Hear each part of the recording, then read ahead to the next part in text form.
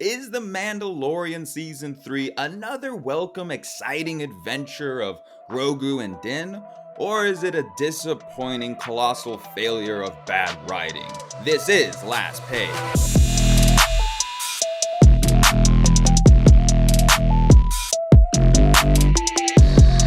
Welcome to issue number 4 of Last Page. I'm Maverick King, joined today to discuss The Mandalorian Season 3, Jason Cedars, Remington King. Gentlemen, this has been a topic of much discourse on the internet. People are either extremely excited about another Mandalorian season and going kind of closer to connecting this show with other properties of other properties of Disney, and then other people are vastly disappointed.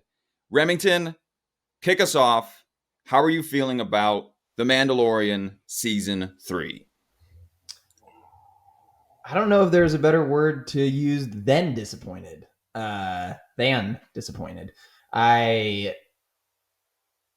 really enjoyed season 1. Felt like this is something different, something fresh. Season 2 felt like a proper build on that. Big, like clearly bigger budget. Had some good characters introduced, but it didn't feel like I was taking over the show. Season 3 has started, and I don't even know what the fuck I'm watching anymore. Like, I am so confused by what I'm watching that I'm now going to have to go back to season 1 and season 2 to figure out, am I completely misled in thinking that was a good show? And has this just been shit the whole time? And I've just and I've just been unnecessarily positive and optimistic about it? Or is it just that Disney doesn't know how to continuously build on their Star Wars products in a positive way? So it's just, if it ain't broke, fix it, seems to be their mindset. Is just like, hey, this is working, we should definitely change it. And that's basically how I feel that this season has gone so far. It's just whatever was working with seasons 1 and 2 is not happening in this current season. Yes, Jason, you are the bastion of love that constantly descends upon Disney products. How are you feeling about the state of The Mandalorian? You're right. My opinion is always through like a very flowery lens, a very beautiful lens. I come into everything with very high expectations. So I definitely am enjoying this season just because of how I love Star Wars products in this, but I definitely understand what you guys are saying. And I think the big part of this show is it's fleshing out a lot of side characters, a lot of other characters that some people don't care about seeing more of. And especially, some of the Imperial stuff, I can see people being upset, but I like how we're seeing a lot of these side characters and Grogu's origin, more of the Mandalorian, like culture themselves, Bo-Katan, like a lot of that stuff is really what I like about the Star Wars universe. Reading those books, finding out those side characters' backstory, seeing those Salacious Crumb guys in the tree, like all these like little references and stuff to past Star Wars products and franchises I really enjoy.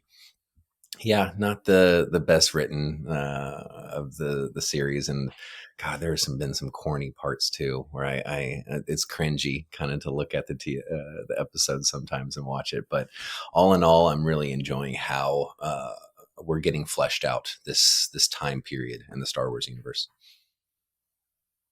It seems to me Jon Favreau is the only accredited writer to this show, and I'm confused. I'm confused how we have a show called The Mandalorian, and he is a side character in a show that's called The Mandalorian. It doesn't make sense to me. I'm confused as to if Jon Favreau thought or wrote this out as he saw fit and just is bored of writing the adventures of Din. Because season 1, you have Din who gets Grogu, and his job is to protect Grogu. He declares his job is to protect Grogu, so he does. Season 2, he's trying to take Grogu to the Force place where they meet up with Boba Fett, and then he hands him off to Luke Skywalker. And so at that point, it was interesting because, all right, season 3, like, he doesn't have Grogu. What's going to happen? Well, turns out in the Book of Boba Fett, which was the worst written show I've ever watched in my life, I got dumber watching that show. It was so offensively bad that midway through that show, they're like, here's an episode of The Mandalorian, which, to its credit, was like the only interesting episode. Yeah, it was the only interesting episode in that show. And then that episode, Luke gives Grogu back to Din, and it's like, oh, you just undid the ending of season 2, and now we're just right back where we started. And now they give Din this mission, or they give Din this mission of redemption. Mm-hmm. Yeah, going back, trying to get back into the cult of the Mandalorian, and so he goes to bathe in the waters, and now he's just doing nothing. Well, see, I disagree with that, because it's like the Mandalorian. Yes, it sounds like it's supposed to be on one Mandalorian, but I think this is supposed to be the Mandalorian culture. You know, this is like, this show is now, stretching those boundaries and not just being this one Mandalorian we're focusing on. We're like, how does this, how do we explain this culture, and how do we explain this planet? How do we, because it was so foggy for so long. And I think it was, what's the cartoon one? Was it Bad Batch? No, the one before that. Rebels? No, the one before that. That is also Clone Wars? Clone Wars, yes. A lot of that was, that's where we got introduced to Bo-Katan. We got introduced to a lot of the Mandalorian culture, and I haven't seen much of that. Have you guys seen any of this? Because I am not familiar with any of the cartoons. It's almost that like Ahsoka thing, like seeing her, last season, it was so much of that is happening this season for a lot of like those fans, or seeing those characters, and even hinting at some of the bad guys coming back from that. But I think that's the focus of this show is, fleshing out the Mandalorian culture itself and seeing the planet. I thought it was so cool. We finally get to see the planet, see the mines, see that fucking creature under the water. It's like, I didn't know that that's what that skull was, and the backstory of that, and the living waters and everything. So it's it's one of those things where it's like curbing expectations. Everyone went into this being like, all right, Grogu is off, and now it's going to be solely focused on Din, and now we're getting like Grogu training to be a Mandalorian. Like, I didn't think that was the angle that they're going for. So I'm pleasantly surprised with some of these curveballs they've thrown at us. I hate that they're training Grogu to be a Mandalorian, because with a little helmet. Can't you picture it as a little helmet? Just like the dart scene, the fucking dart scene. He's just like, oh yeah, where he's training the fly, the little and he's, 3 times. Just it's so corny. Yeah. And I feel like they were trying to like go back on the Yoda fight scene against Dooku, in the prequel movies. Like they were trying. Except I watched that, and that's actually, unfortunately, it's grown on me. Watching Yoda go and bounce around and just be a ball of green lightsaber is actually, unfortunately, grown on me over the years, I guess. I just rewatched it, and I was like, this is sick. I don't know at what point I decided that was a 16 between when I saw it in theaters and now, but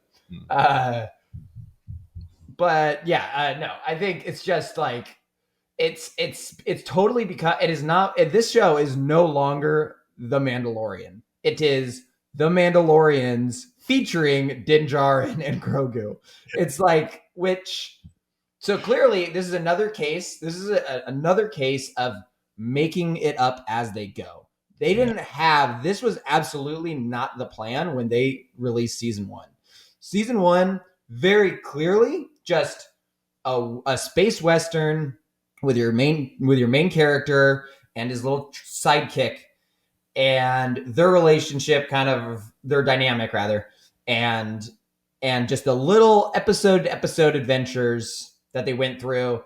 And when we first saw it, we were like, sick, this is something different. Like, it doesn't feel like this big thing. It felt like this nice self-contained story that was just fun. Season 2, now you're starting to introduce the Bo-Katans and Carl Weathers. Is Carl Weathers in season 1? Yeah. Yeah, he is. Because they come and save him, right? The Mandalorians come and save him from Carl Weathers. So now Carl Weathers is like now a good guy, he's basically developing his character as well. High magistrate. The high match. Oh my God. Thank you for reminding me. That is probably, I don't know, dude. I mean, the list of cringy scenes, the cringiest is him talking to the fucking people at the end. And he's just like giving a speech. You mean the Moses scene? The Moses across the desert one? I know. Me and Mimi look at each other. That Like, was bad too. But no, the one after, when they're actually at the end of the pirate episode, when he's like, I hereby, as the magistrate, and then the robot's like, hi, magistrate. It's so bad. because he corrects the robot earlier in the season, so the robot's like, right. back, yeah. And then they give, and then he's just like, as magistrate of, I'm not sure if he's magistrate of the planet or if it's the colony. The colony, like, like a mayor thing. Yeah. So, and then he's like, I hereby give the land to the Mandalorians with authority that I bestowed upon myself. It doesn't even make any fucking sense. Like it's literally, he has no militia. He has no police. The pirates just show up and take whatever they want. And he's just like, I hereby give you land. The Mandalorians could have just fucking come and gotten the land anyway. But it just sounds nicer for them to be given the land by this character, even though he has literally no authority or power at all. At all. Yeah, that's what in that first episode, which is the only episode that I enjoyed, was the first episode of this season. I was confused when the pirates show up and Carl Weathers is there, and the Mandalorian doesn't, like, he's there and he's like, oh, is there a problem? But he doesn't do anything. Carl Weathers saves himself. And I'm just like, is there any security here? Like, who is protecting? Like, you guys are in this pirate infested part of space, and there's no militia or security or anything that would protect you guys. And then in episode 5, the pirate, they show up and then they're like, we're attacking. And I'm just like, yeah, like, to me, it just doesn't make any sense. At least have some security there that gets overwhelmed. But it just felt so unthought. Like, they didn't, again, Jon Favreau apparently just doesn't care, or he's just like, oh, who cares if there's security there? It's going to get overrun anyway. It just seems like there's a lack of attention to detail that is happening in every episode, where it just feels very paper thin.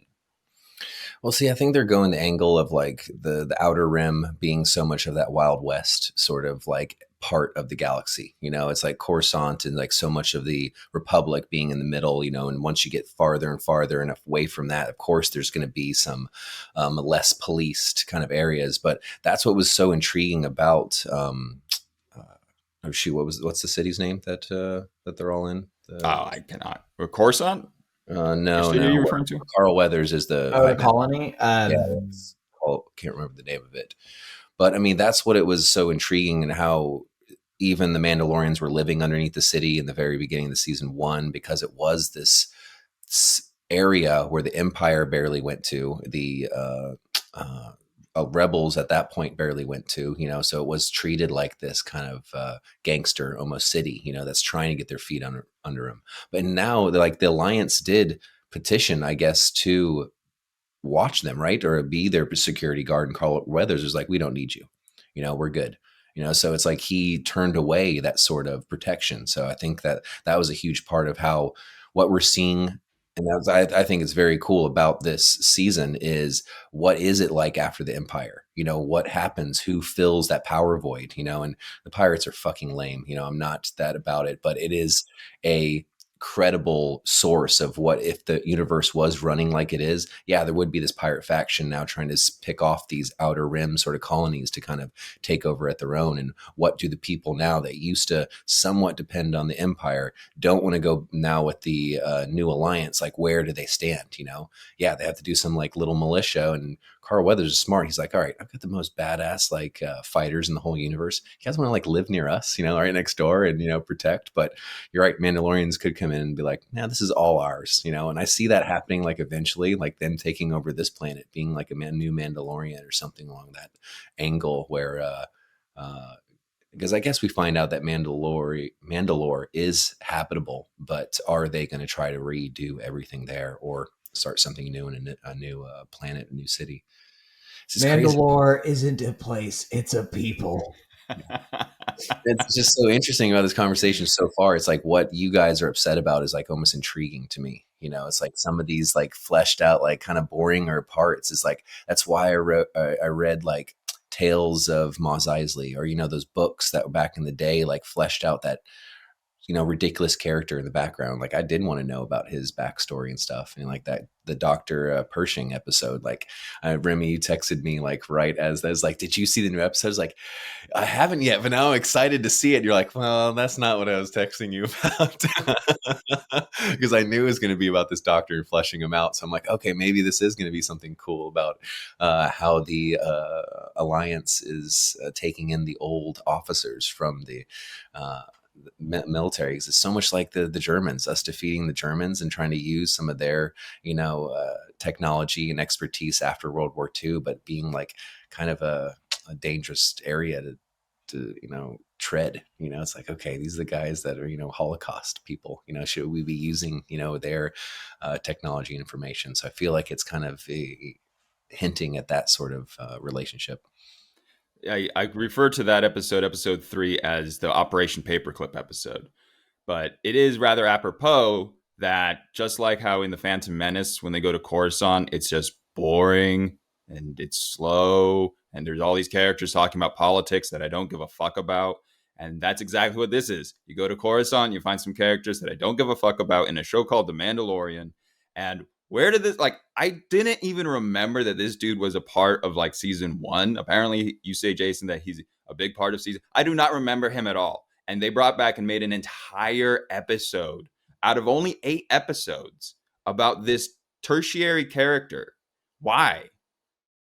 I think it was even more about fleshing out the girl. Like they're trying to build a new villain, for this season. And her, we met Kane, Khan, Kane. Yeah.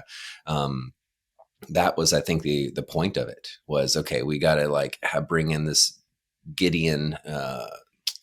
What was it? She was like the second in command to Gideon or something like that. Like we're bringing him back into the fold and show that he's back, because I loved Gideon as a bad guy. And what's his name is an incredible actor, Esperanza Giancarlo Esposito. Esposito. Yeah, he's money. And so anything where we even get to mention him coming back or any of his kind of cronies, but yeah, that fishing, because he was the one in this first season that actually did the first like tests on Grogu.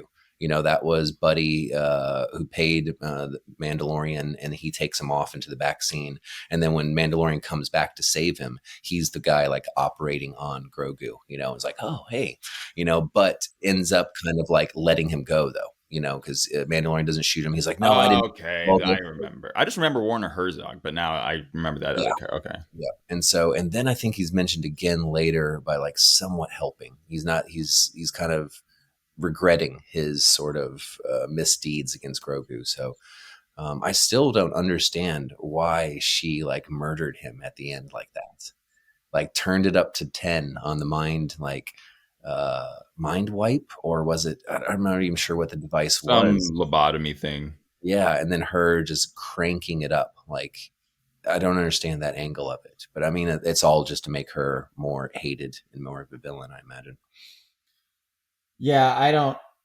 Yeah, God, fuck that episode was so boring. I just couldn't believe I was getting so bamboozled in the middle of it. Like watching, I guess like the first 10 minutes, they're on whatever planet Bo-Katan just does fuck all on. She just sits around on her throne and waits. Castle. Sits around on her throne and just waits. Yeah, and then gets grumpy. Yeah. And then just gets grumpy anytime somebody shows up. She's like, what are you doing here? Can't you tell I'm lounging? Like, NPC Bo-Katan in those moments. Dude, straight out of Grand Theft Auto. Fuck. Yeah, that episode is so it's a good description of how this entire show is a clusterfuck, because I do not believe this is John Favreau's vision, because I do not believe the man who created season 1 would be creating this exact type of show for season 2.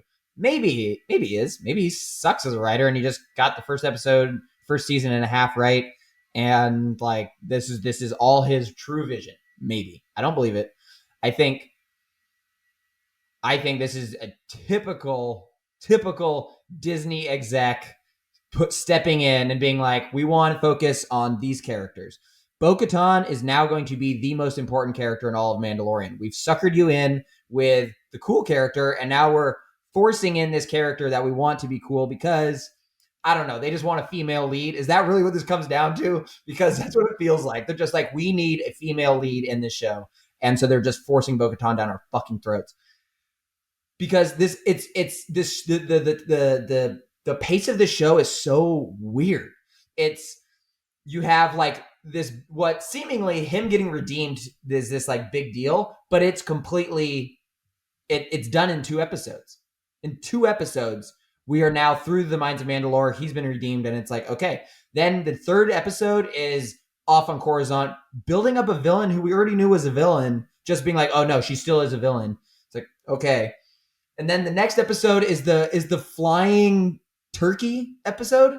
Well, let's not talk about that. The flying turkey episode, just a giant dragon turkey swoops in out of nowhere in a big open area. They don't see it coming at all. Grabs a foundling. Grabs a foundling, brings it back to its nest. They're like, we got to go save this. All right, we're going to get the party. I can do it. I've rock climbed before. So they bring it, they go back. Wait, hold on. Remember, they wait a whole day before they... A whole day. For some reason, the dragon turkey doesn't actually eat it. Yeah. It just holds on to him for like 48 hours. No, they're hiding under some sticks. That's how you avoid it. Just and then they it's just that whole episode is so lame. And then it's just like this random episode out of nowhere. It's like, hey, we saved the foundling. So like, okay, which that whole one-off episode would have made sense for the pacing of the first season, but that is not the pace now. Now it's like, oh, we do have an arc that we're following kind of, but then we have this really, really lame episode in the middle. And then episode 5 is the pirate. Episode 5 is the pirate. So now we have 3 episodes left. Yeah. So episode 5 is the pirate.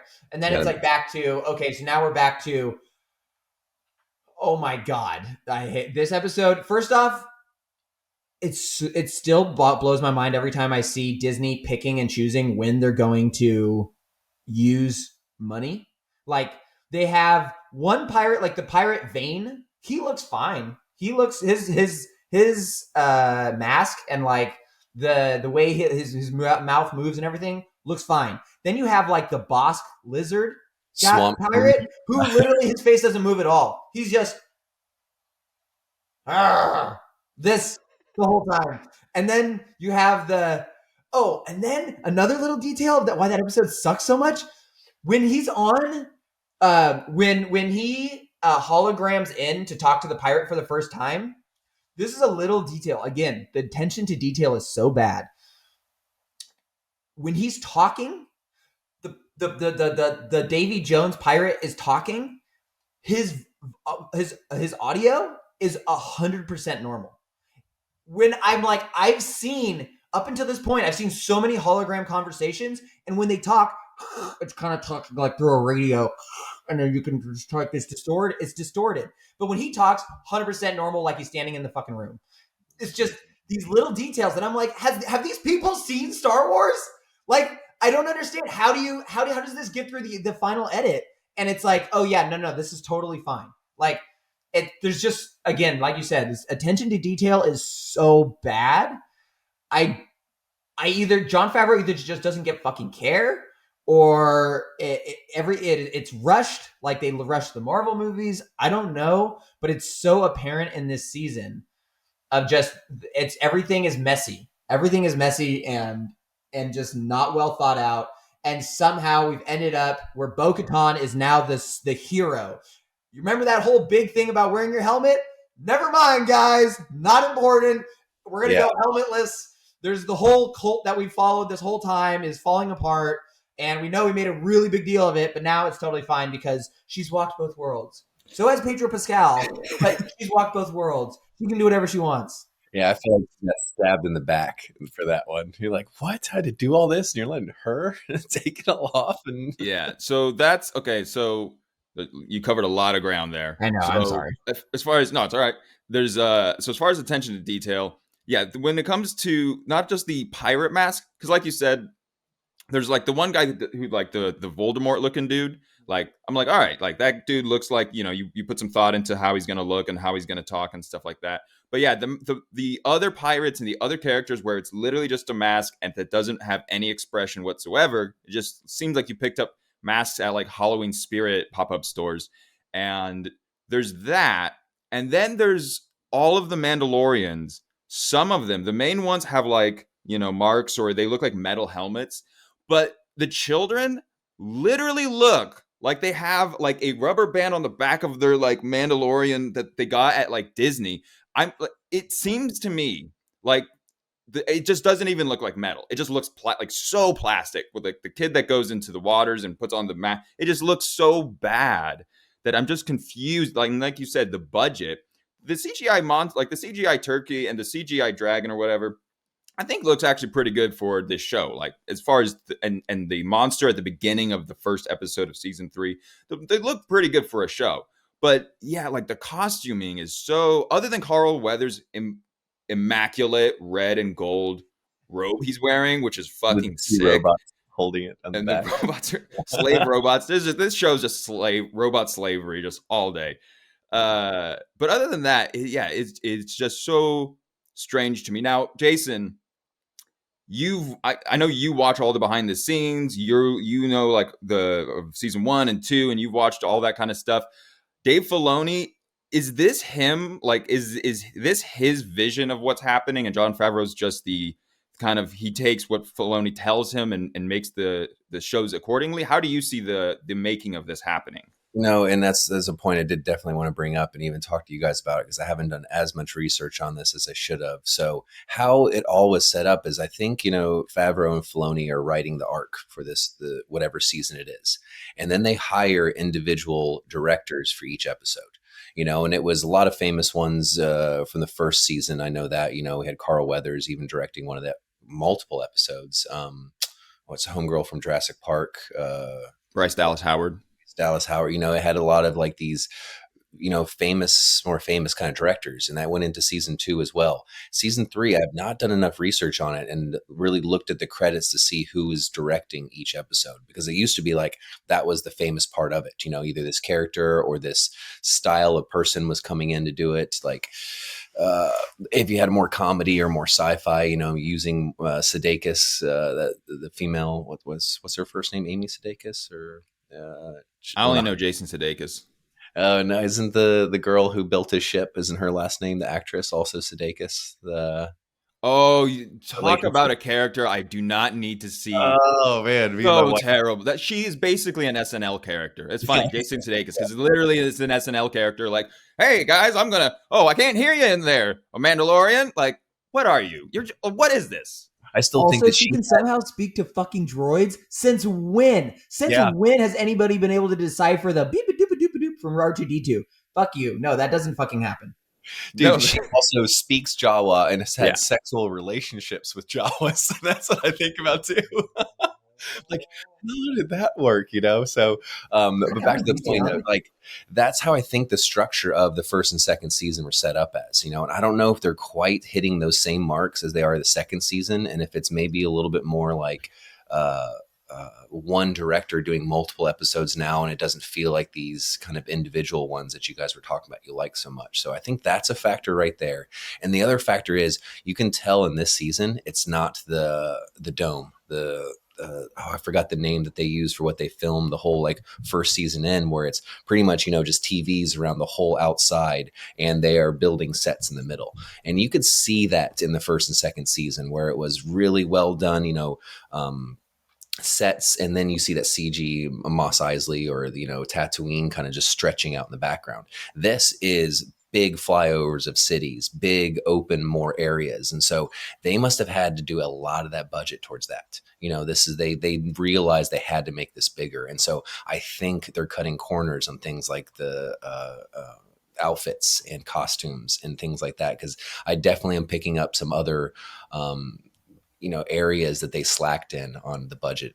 But I did also see that they were doing a couple more CG face characters, like in the Alliance bar. I don't know what planet they're on, but it's just a bunch of like X-wing pilots all hanging around drinking, and which I love that old Asian guy. He's such a great actor. Comes up to the bar, and the guy he talks to is entirely CG'd face of a Star Wars character, and it threw me off because you don't see that too much in Star Wars, where it's totally CG. It's some sort of puppetry, So maybe it's cheaper to do the CG faces, or I don't know, than some of these costumes they've been doing. But you can definitely see in the season that they're doing stuff differently from the first two. So, and they usually bring this making of and the but much fleshing out the behind the scenes stuff at the end of the season. Once the season's over, then they have that kind of like, this is how we filmed the whole thing, the making of. So I bet we'll get a lot more explained for that aspect after it's over. But no, I definitely feel you guys on that, where it's not as much of budget and cutting corners on a lot of stuff this season.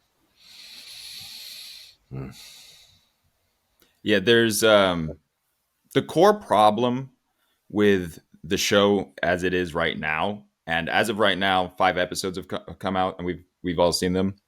But there's still episode 6, 7, and 8 that's still to come out.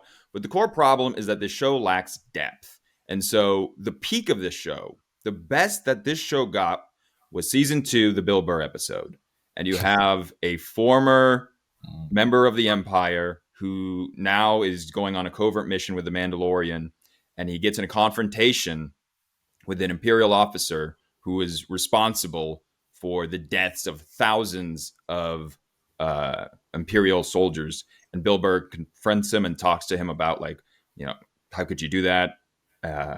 And Joe Chill, that plays the Imperial officer, is great and evil. And it added this element, this layer of that these are people and of actual suffering that happened. You got some humanity in that episode that was so great.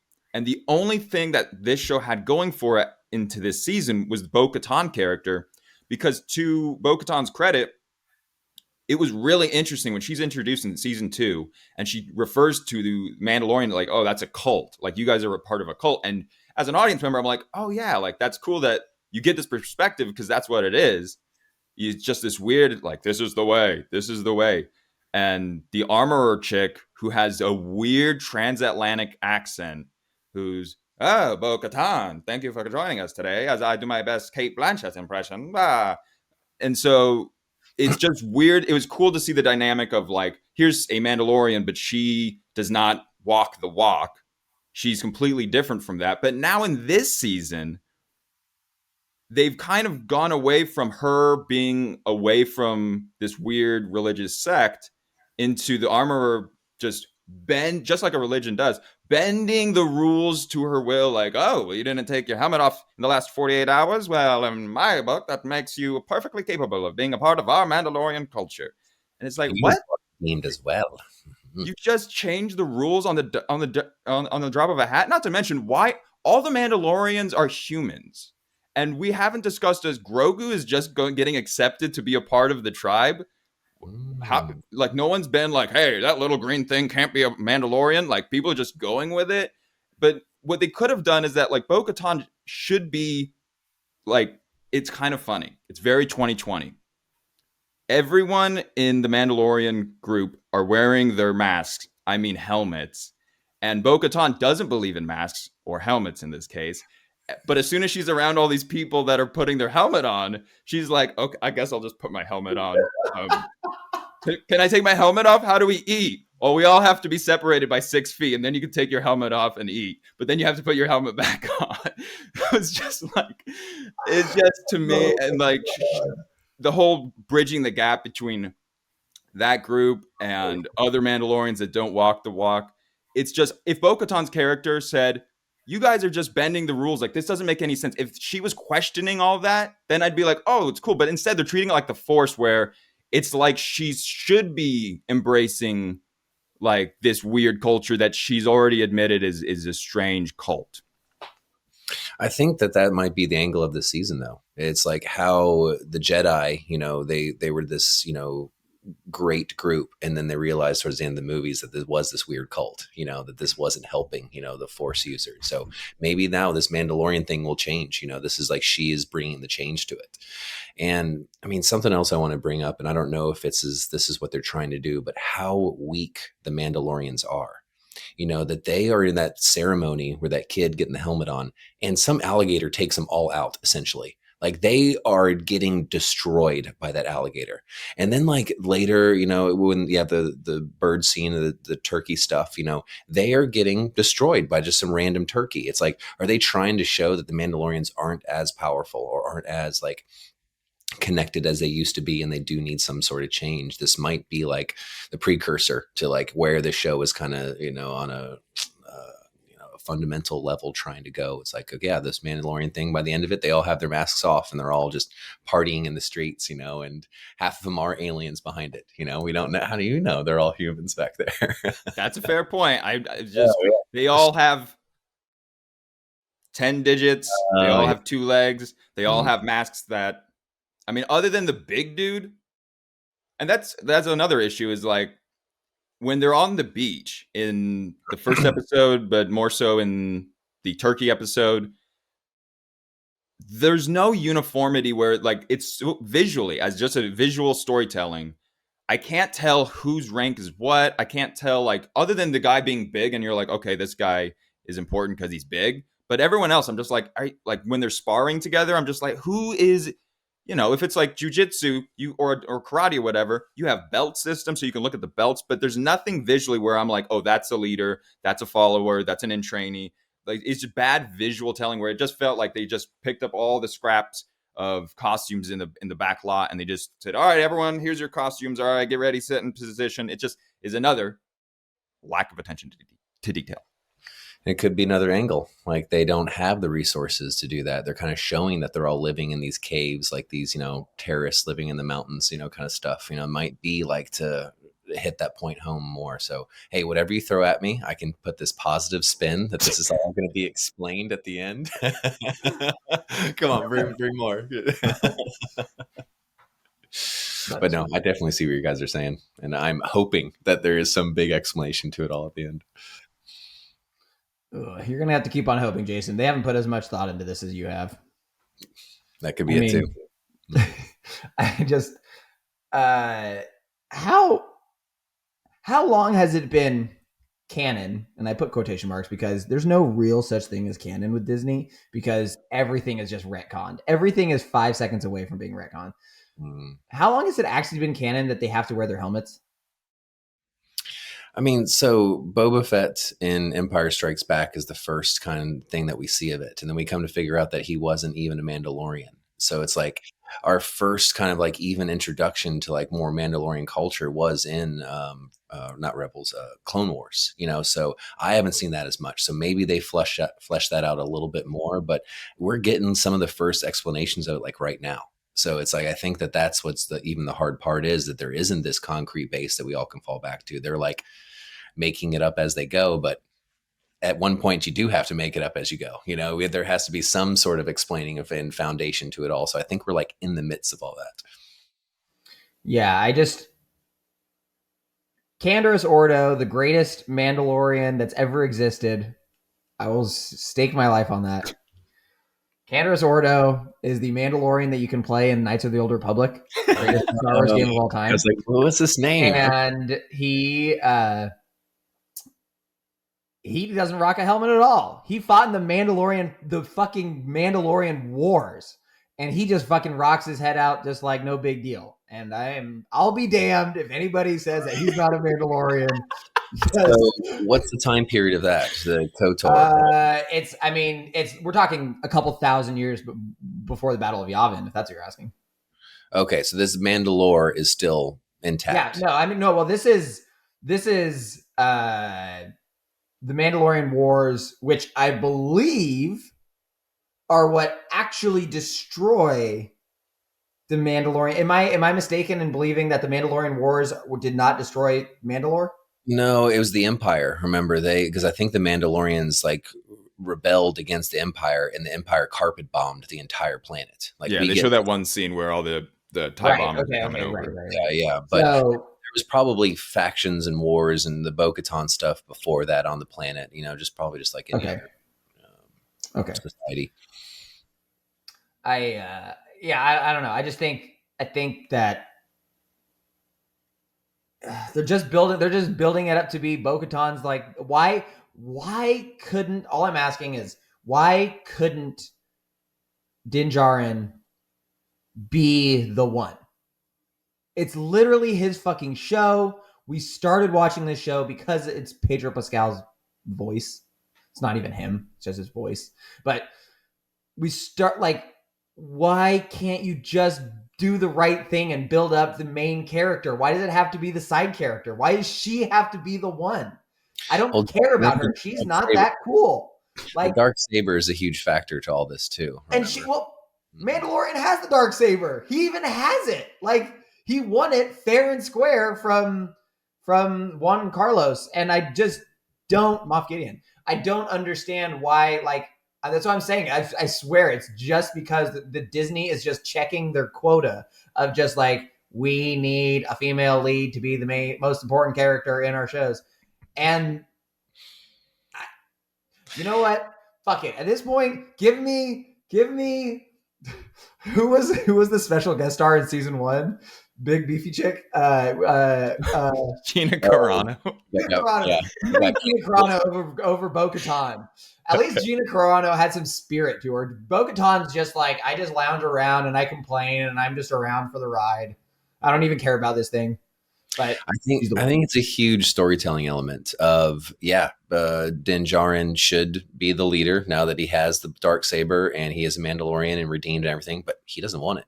He just wants to run around being a bounty hunter. It's like that's the person that you want. You always want the person that doesn't want to be the person. I mean, that's why we sit on the sidelines cheering for him to do it. But he's like, man, I don't want that responsibility of leading a culture and a planet. And Bo-Katan kind of wants to. So it's like, how does this happen? Like, how does he give her the dark saber and do all this without losing in battle or something like that? So I think that's going to be a twist.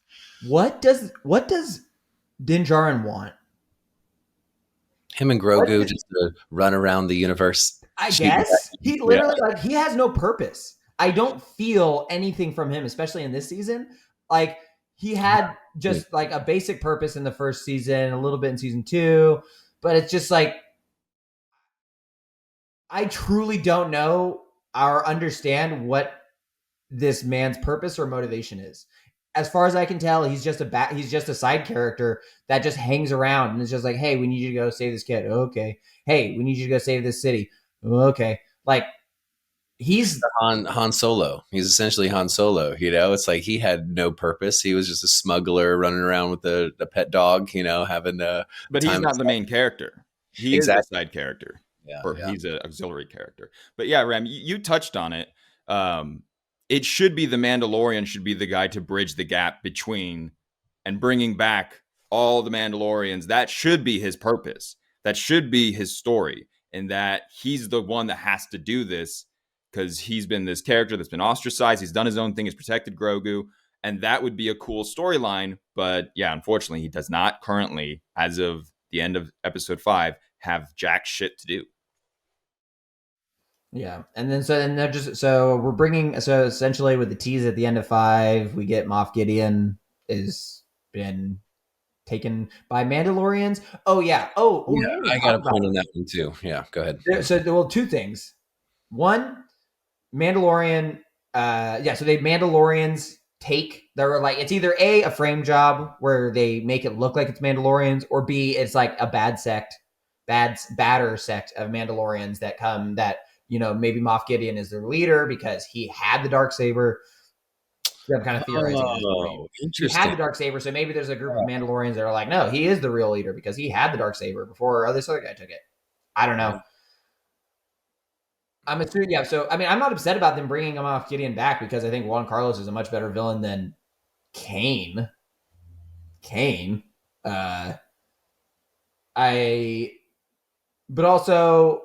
Well, so that's like one thing. And then the other thing is the very random brief flashback of Grogu in the Jedi Temple.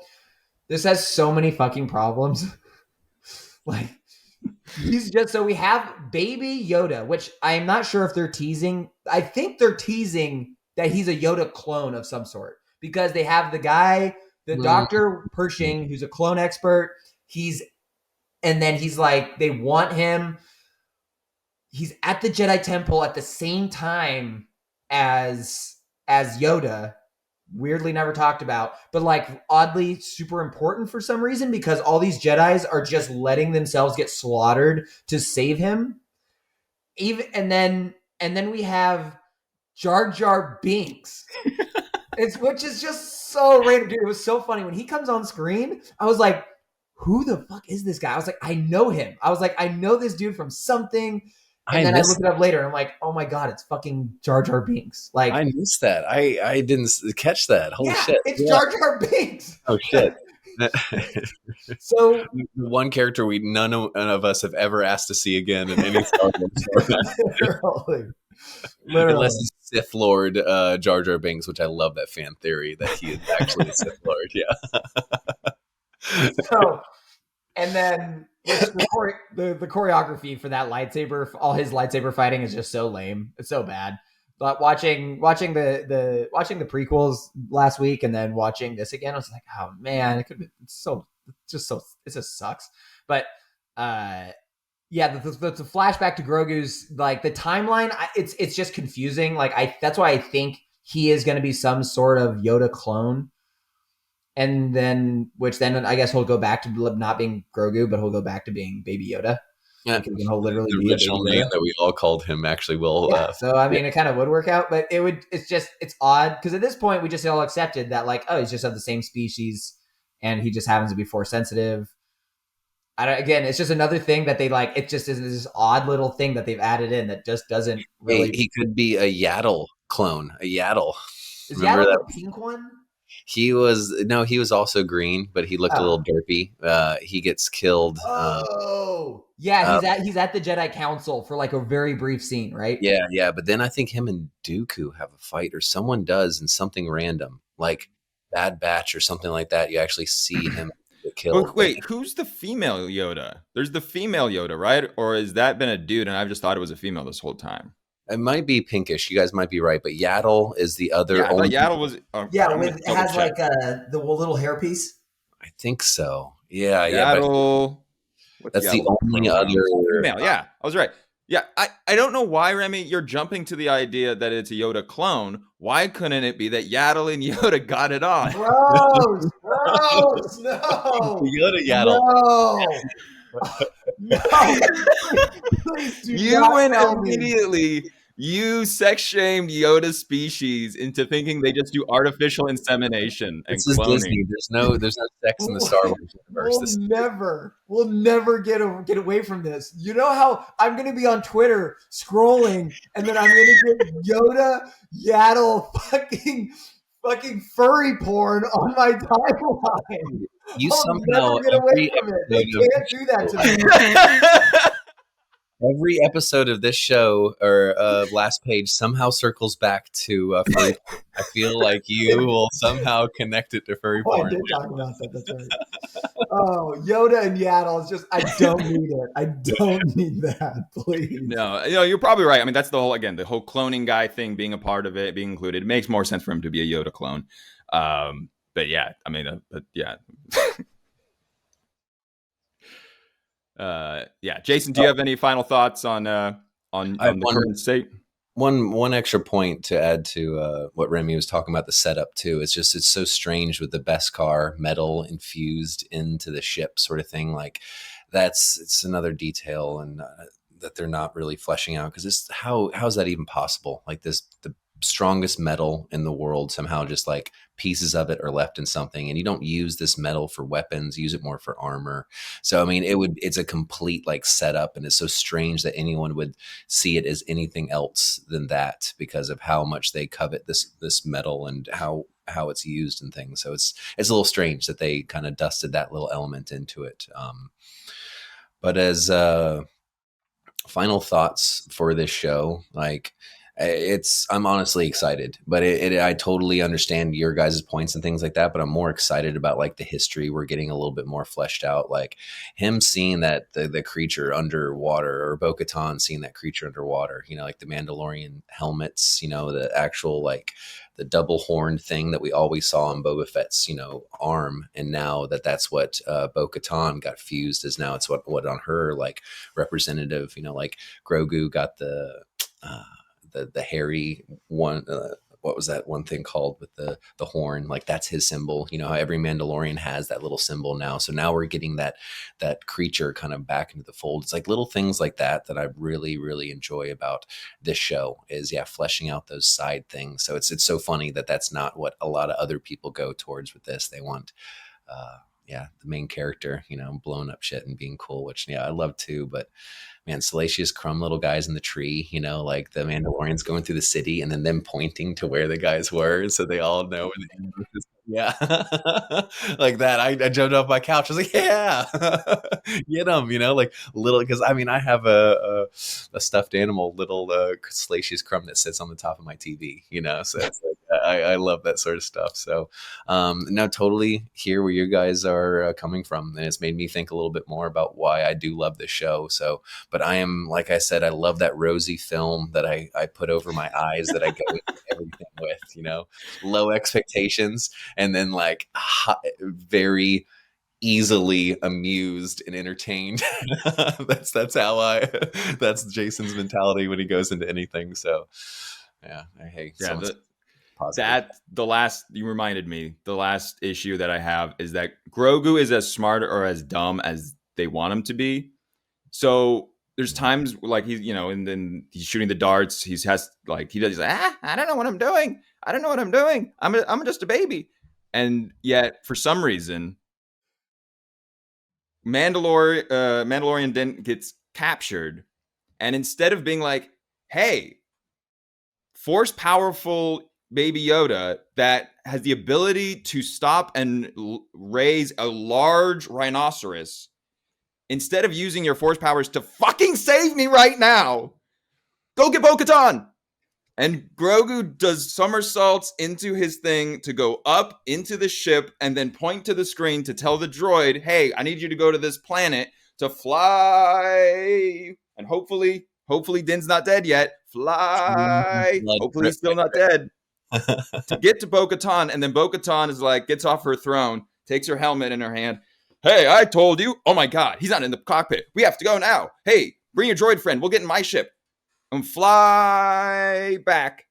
And it's just like, why didn't Grogu just use his force powers to get Din out of his situation? It was, again, it's just dumb. And I just felt like I was watching a show for babies. You're right. They did draw out quite a few scenes like that, where it's a lot of traveling happening, where people should be saved or dying as the traveling's happening. That happened like 3 or 4 times in all of the show so far. So it's almost treating the audience like we're idiots or something, No, Jason, it couldn't possibly be doing that. We'll just put some lightsabers and speeders on the screen, and they'll love it. Oh, yeah. Aaron, do you have any final thoughts? Yeah, I feel like I ranted about most of the stuff I was talking about. I think honestly the best part of the whole show for me, or this whole season for me, was just, or not the best part, I guess, but just at least I really did like that creature that captures, the creature robot thing that captures Din. With the eye inside. With the eye, and it like separates from one robot to the next. Yeah. That was cool. I really liked the design of that. It had like the humanoid eye. Kind of reminded me of Grievous. How like it's like alien, but like shelled into a like robot. And how it even captures Jin, it's like sitting underneath the sand with just a helmet there, and just yeah. No, I thought that design looked really cool. I really enjoyed all that. I think, and then because that is on Mandalore. That's right. That's when they're on the planet Mandalore, and you're exploring the depths. And then when they show the Mythosaur, which is actually really interesting, that Mythosaur, from what I understand, they very. Like the Mythosaur, it's very limited as far as like the it's been very briefly explored in other Oh Star yeah. Wars material. No, we've seen the skull of it on the wall, and then that was Boba Fett's mark, and that's like it. That's all that we've gotten from that thing. Yeah, and so it's like they're just bringing it in now, which is cool because I'm just like, yeah, it's like their symbol. It's clearly a skull, so it makes sense that like, okay, it's a Mandalorian show. Like, let's bring it out. I'm curious how they're going to end up using it. It feels with only 3 episodes left, and now them introducing Moff Gideon, I'm not convinced they're going to bring it out in this season. Maybe next. But for a very brief moment, I was like, oh, sick. We're going to get to see the Mandalorian ride this thing into battle. No, That would be it's dope. Bo-Katan. I feel like But Bo-Katan. now it's freaking Bo-Katan. Yeah. It's just like, okay, for sure. She's the chosen Well, one. that might be the way that she leads the Mandalorians. I thought about that as like this is like a circumnavigating the dark saber thing. Like if she controls this mythosaur, and now she can lay claim. And I think that's even like a spark in her head. She thought about that. She's like, I can use this somehow to, put weight in my corner, for me ruling everyone, sort of stuff. I'll take back everything I said about Bo-Katan if she ends up being the villain of the show. If they could somehow whip it around where she's just like, you know what, fuck the religion. She basically like does an Anakin and is just like, from my perspective, the Mandalorian are evil, and she just hates all of them. That would actually be cool. And then she takes the mythosaur, and then they have to kill the mythosaur. Dude, God, my ideas are so much better than theirs. I know my ideas are better than theirs. To paraphrase Red Letter Media, the fact that is such a genius idea, I'm convinced that Jon Favreau, if he heard it, would completely be against it and go completely in the opposite direction and make Bo-Katan even more important than she was previously. Not only does she have to save the Mandalorians, she has to save the galaxy. Yeah. So. I mean, the real question is, are you guys going to continue watching the show? Oh, yeah. I'm only watching this show because of this show. I would have stopped watching this show by episode 3. It's not. You're making it like it's another Obi-Wan. I mean, it's not that bad. It's not as bad as Obi-Wan was one of the worst things I've ever seen in my life. Obi-Wan? Or Book of Boba Fett. I mean, Book of Boba Fett. No, I take that back. That was the worst thing I've ever seen in my life. Those two were bad, but this is, I mean, not great, but the bar has been set lower with the other two shows. I think that's the thing, is that the bar for this show was already. It was good. It was a good show. And part of it, and yeah, Remy, like you said, like you have to go back and watch the first 2 seasons to know if it was good or not. But part of it was just, it was a nice departure because it wasn't characters that were associated with the movies, and it could be its own thing. And we, out of washing the taste out of our mouth from the sequels, but now it's getting closer to trying to connect it to the movies. And I'm just like, we don't need it to connect to movies, be its own thing. You're right. I mean, it's one of my favorite episodes of I think it was the first or second season. It's like the ice spider episode, I always call it. It's like he's just taking some like random frog chick, from her babies, from one place to another. And it's just such a cool standalone episode. And I feel like we're not going to get much of that this season. There's almost too much weight on the season now where they can't have fun with these little individual episodes. They got to tell this grand story. So I think a lot of shows do get themselves in trouble with that. Like X-Files is one of the ones I always remember where some of the best episodes were those standalone creature ones. And then when they got to the whole conspiracy stuff, it's like, oh man, it's dragging it down. So hopefully they see what they're doing before it gets too late with this show. And that's last page.